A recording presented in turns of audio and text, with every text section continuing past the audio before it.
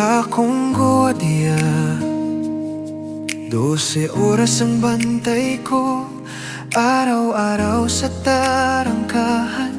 Gabi-gabi gising pa rin ako. Sa simula, konti lang ang kita, pero hindi ako nagreklamo. Kasi sa bahay may asawa akong masinop, kahit kapos parang laging sakto.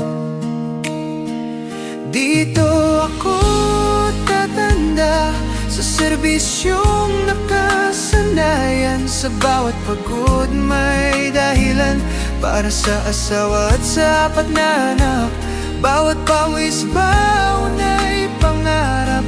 Dito ako tatanda, di ako atras hanggat may hininga. Magbabantay ako para sa pamilya ko.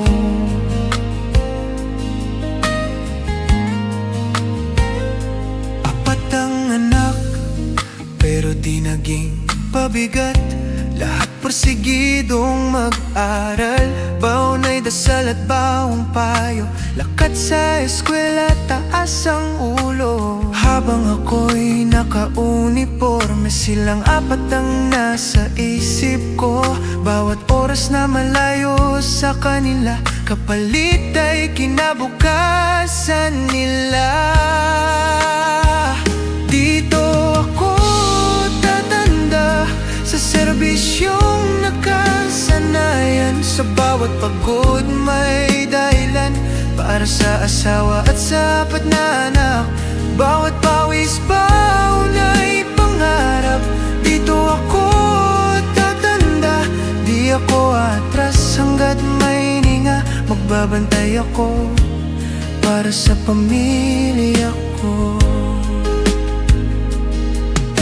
Ngayon mas malaki na ang sinasahod, unti-unting naabot ang mga pangako.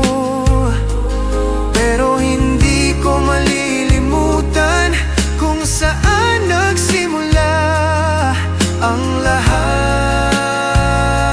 nito.